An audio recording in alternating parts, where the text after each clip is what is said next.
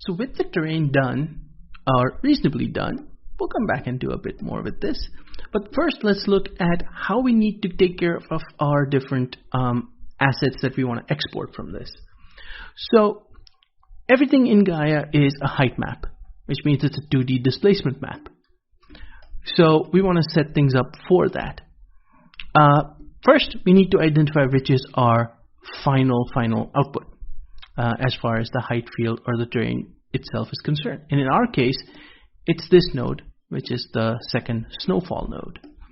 So from its main output, there's a bunch of different ways you can actually save this out. The easiest is right-click and mark for export. So then when you go to the Build tab, you'll see Snowfall is already marked for export. By default, it uses a 32-bit TIFF format, but you can open this and change it to anything else. For example, I prefer EXR, so I'll use OpenEXR. Also, by default, all the ports of Snowfall are exporting. So if I click this, I can select which one I want. Like in our case, we use the snow from the combiner, so I don't need this, so I will uncheck this. Then I go to the combine, and I'm going to rename this to all snow, and then mark that for export as well. And the all snow, that one, again, I only need the first output. And because it's a 2D map, I don't need it to be a 32-bit EXR, which is overkill. So I'm just going to choose a 16-bit PNG. Then we have the different color maps. So a couple of things that I like to do, since we are working with a dead zone, I would love to have the dead zone out. So I'm going to not rename, but I'll just mark this for export as well. And that too, because it's a 2D mask that we're mainly interested in. There you go. I'll uncheck output, and that's going to be snow only that comes out. And that's also going to be a PNG, 16-bit. We're combining the color map, so the snow is going to be there. But just for safety, when I'm building, I like to have the original raw color map as well. Or if you want to blend things further in, because we already have the dead zone, you can even export these two. So for now, just as a safety precaution, so I don't have to go and rebuild things again and again, I'm going to select all three and press F3, which is the same as going right-click and mark for export. And finally, I'm going to take the combined color output and mark that as well. So this takes care of all the assets that I need. But I also want a mesh. So I need to explicitly convert a height field into a mesh. So I'll scroll down here, and there's a mesher node. So I'm going to drop that on the last snowfall, and it'll create this mesh for me. So I'll go to mesher, and I will make sure that it forces this whole thing into quad, so I have a very nice and clean mesh. And let's see, the vertex count, I think I will go for 2048. So you can see it's going to be 2048 by 2048, so 4 million vertices, 8.3 million faces. And it's going to be a wavefront OBJ. I can also have FBX if I wanted. And that will give me a mesh to play with. So I'll save this. And this I don't need to mark for export because it's an output node, so its only job is to export. And now, with this ready, I can select my final resolution, which in our case, I'm just going to leave it 2K because this is going to be a slightly distant terrain. But you can also have it be 4K or 8K. And I'm going to go and give it I'm just going to use the default file path, so it'll go to wherever you selected the Gaea documents folder. By default, it's in documents/Gaea. Inside, there's going to be a build folder, and then it'll create a new folder with the name of the file name, and it'll create incremented build subfolders for that. You can actually pick different formats that you can use, and you can also just have custom text in between and so forth. You can look at the documentation on how you might want to organize your files.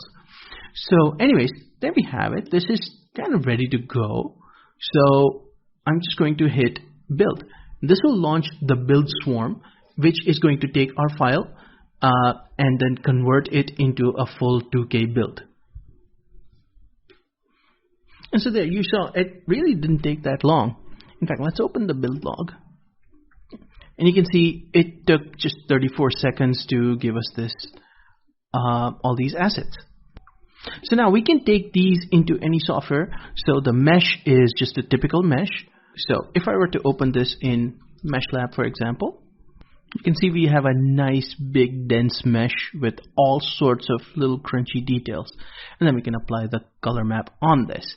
You don't need to worry about UV mapping because this is really just a displaced plane, which is another option that you can use.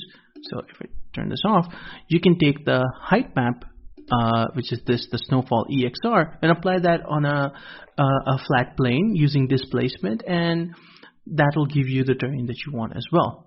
So if you're using the mesh and you need to apply UV mapping, you can just apply a flat planar UV map on top of it, and you can use one of these texture maps and you're ready to go. Now, so what we just did was a basic version of this terrain.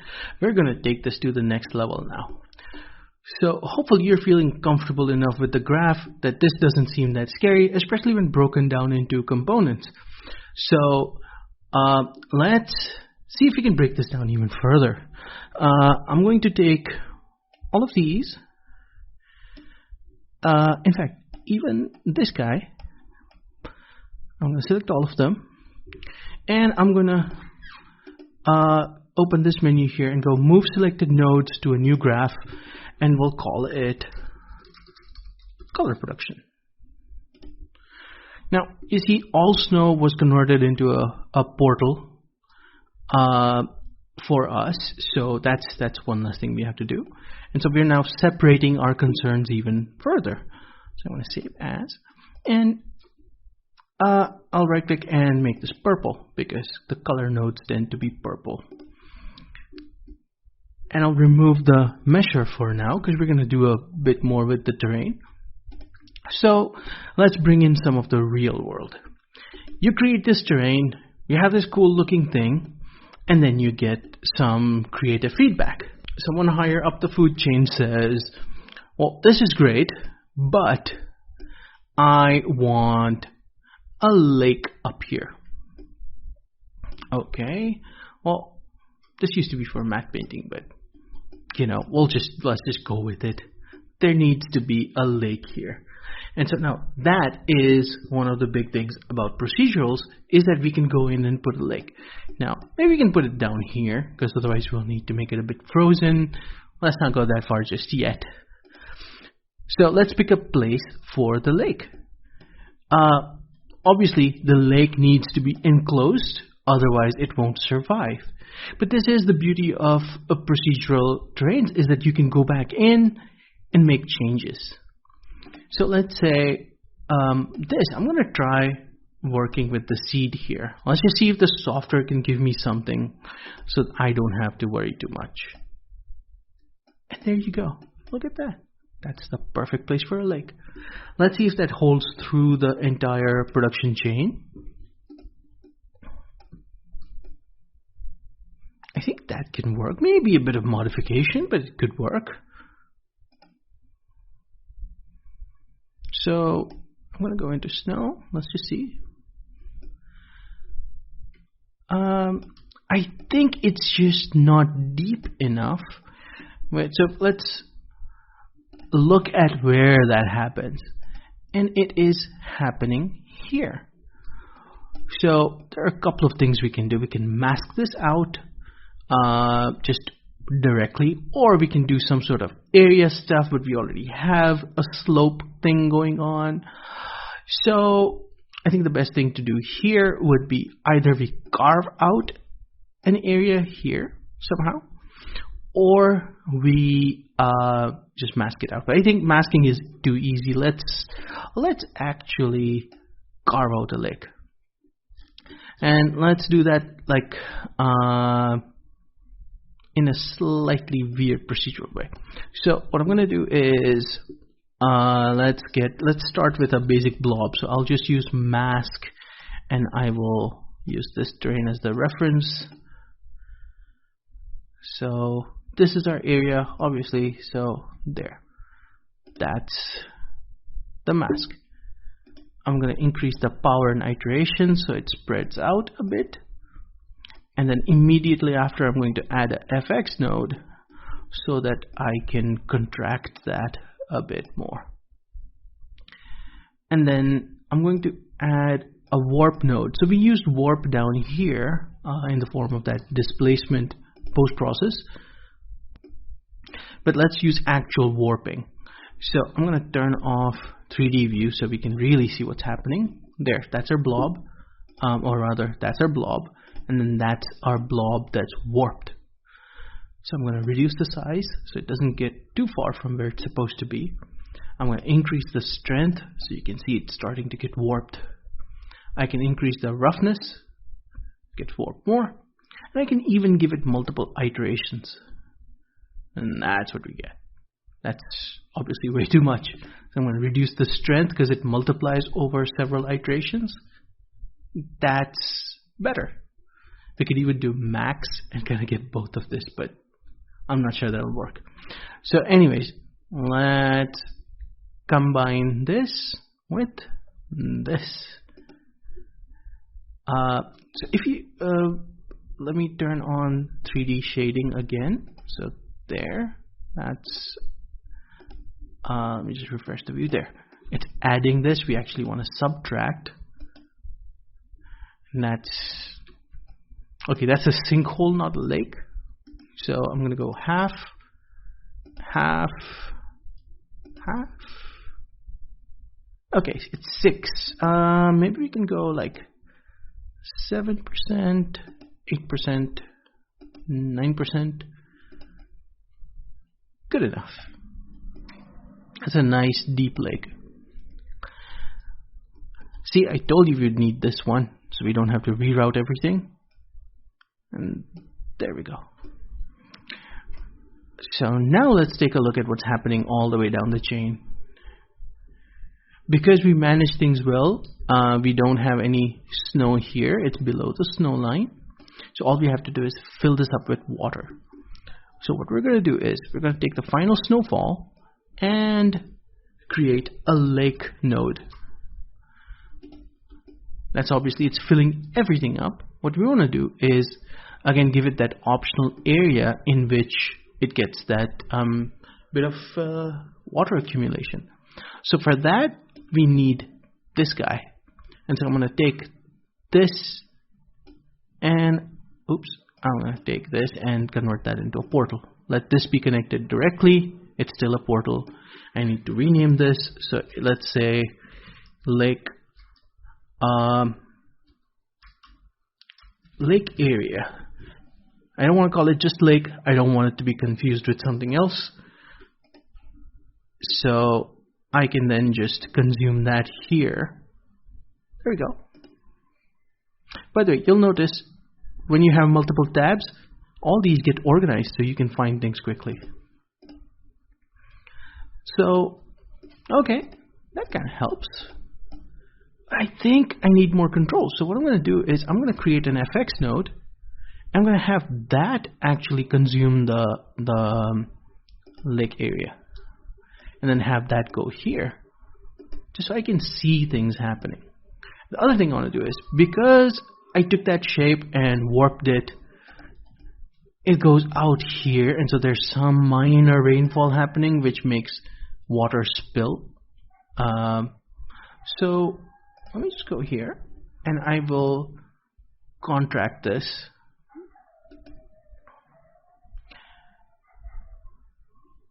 And then we can add another node, the abs node.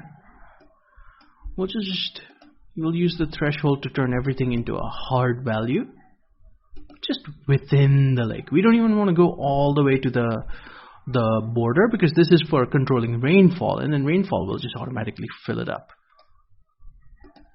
So there we go. That now works. All we have to do is now increase the level of precipitation.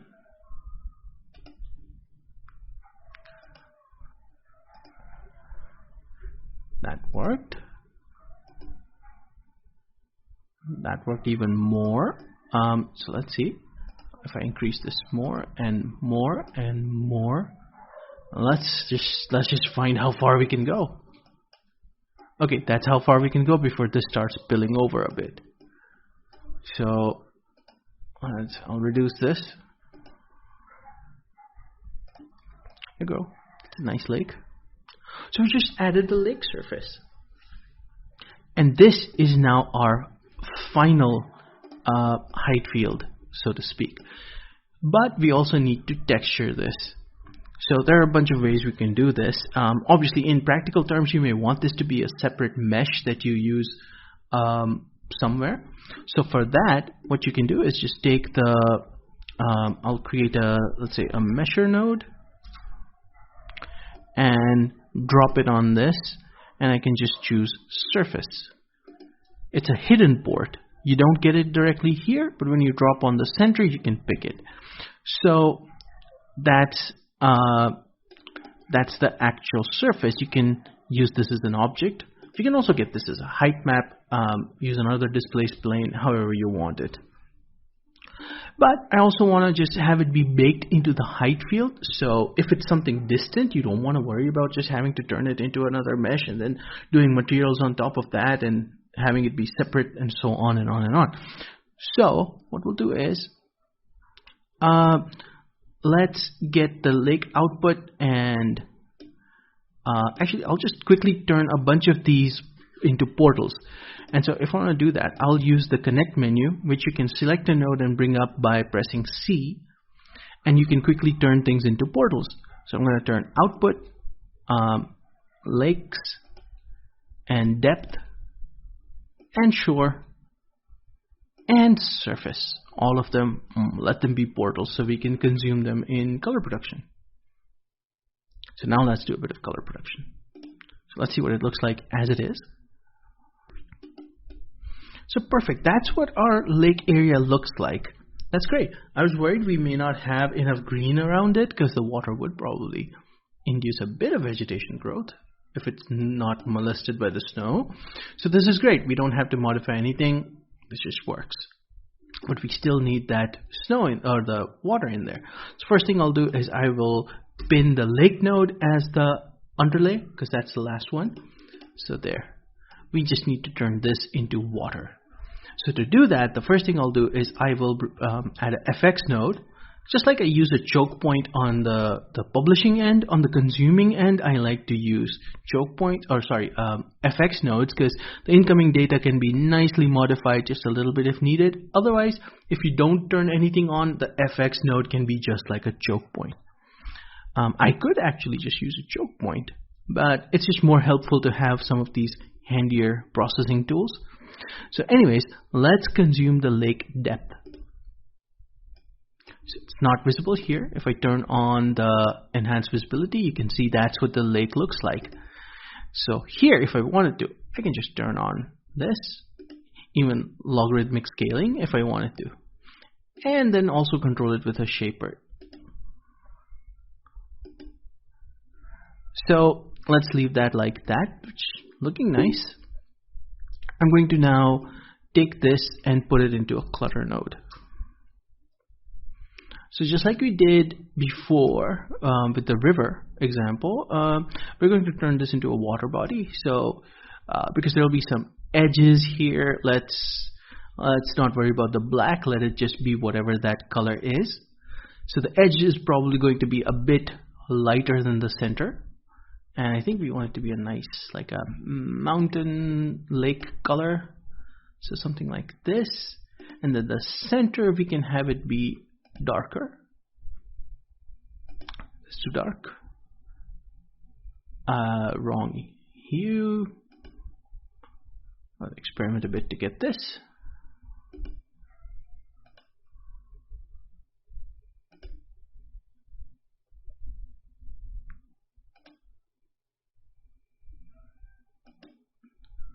There you go. Actually, if I wanted more control, I can just use the plus minus buttons up here to increase the size.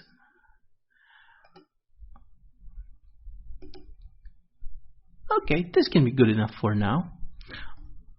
So now we can combine that with this. Since we don't have any overlap with the snow, we don't need to worry about too many masks. So we can just combine these two, use 100% blend, and then for the mask, we can use the lakes mask, which masks out the boundary of all the different lakes.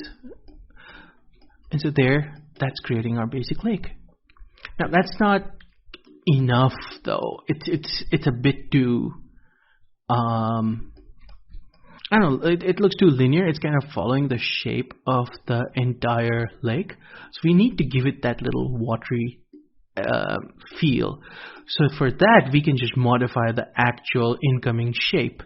And so I'm going to put in a bit of warping on that as well. So I'm going to drag and drop the warp node on this, but I'm going to hold down Shift, and so it'll interject itself between these two. And let's look at what warp's doing. Oh, that's going way too far. We need a tiny size, so I'll go for something like maybe 3. And then the strength can be something much smaller, like 10.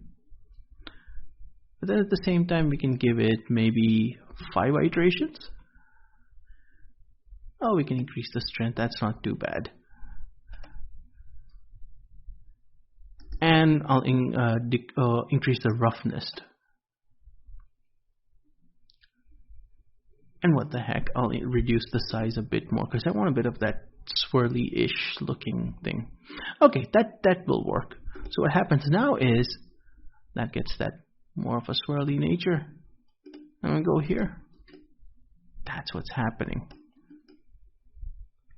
So that's pretty cool. We have our little lake. You can now also take, for example, we have the shore.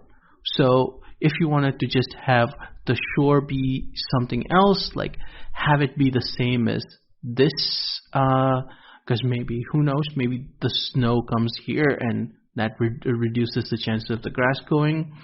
You can do that too. So we can mix that in with the dead zone because the dead zone's happening here. So all we have to do is take this and put it in a combine. And on this end, we can go create, actually we will need one more combine. I'll show you why. So for the first, we will take the portal, which is the shore. That obviously gives us the shore. But then it also covers the lake as well. And the reason it gives it like that is if there's ever any anti-aliasing problem between the exact lake surface and the shoreline, which can happen in high resolution projects, in that case, you will end up with a problem. So it's better to get this mask which covers everything and then manually carve out the stuff you don't want, which is exactly what we're going to do. So for the second input, I'm going to have portals and lakes. And in here, I am going to subtract it out. Nothing's happening. And I think that's because, like we did with erosion, we're messing with data. And data can sometimes go beyond just the visual masking capabilities. And again, to the human eye, that's not often visible in our puny little 8 or 10-bit monitors. So I am going to create a couple of FX nodes. And let's see, let's have this one be lakes, and this one, oh, by the way, you can also use the connect menu for this. So select a node, press C, and select the port you want to connect. And it'll go input, and then you can create lake shore.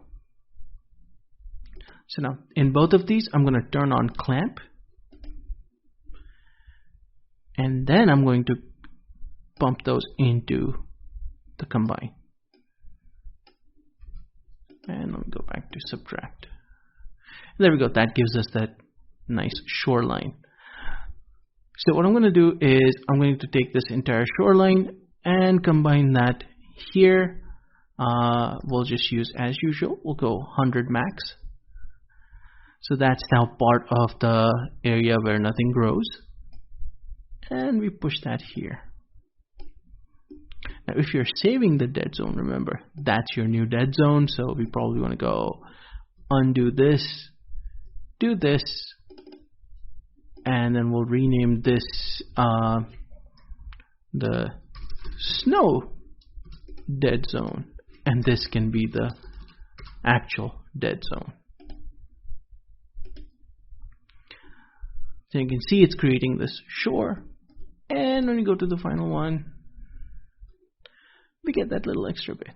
Now, this was kind of like an extra exercise with combining the two and carving out just the shore, because if you really look at it, let's go here, this internal part gets replaced with this anyways. So we could just get away with having the whole shore in the dead zone, like so, and then go straight here. You can see it doesn't matter. But at least you know what to do when you encounter the lakes node and need a bit of just a pure shore mask. So I'm going to delete these two, make a graph that much more efficient. Let's go back to our final view, and I'm going to zoom out. So now we can imagine, we can set up a camera here. We have that nice little lake view. For materials, one of the things that I like to do is, because we are saving out all the snow, I can use that for my an inverted version can be used for your roughness. You could use it for the glossiness. However, so basically you can make PBR materials from something like that. The rock and everything else in terrains, I know people like to create complex, detailed roughness masks and things like that, but in my experience, especially if you're growing things on top of it, which you have to make a terrain believable, whether it's real-time or offline renders, I think having too complex of a PBR material for the terrain object itself is not that necessary. You can have some level of it, but having it too much is not really useful and probably just adds to your render time. So you want to probably tread that lightly and just figure out the balance that works best for you. So for me, I would export the basic texture that we used. This can be quite useful because this is what's powering both this and this. And if you remember, I saved both of these out. We can add this to the mix because that can be useful if you just want that variable level of roughness. We're already saving this as well. And on top of that, now that we have the lake, you can save out the, like for example, oh, it's not this one. I'll just make a new one. So for that, I'll just use an output node and connect that to the lakes port, or the portal rather. So that's my lake mask. This can be used just for masking out something. You can make a material, you can, because the water will have a uniform surface, so you can use that for glossiness and what have you. So that's one more asset that you can export. And then the rest is just finding out a nice place to set up the camera, like here. Like I said, you can see the lake. You can grow lots of pine trees here. You have snow. Get some nice aerial perspective, volumetric fog, VDB clouds, throw in nice sunset, and you have a full scene.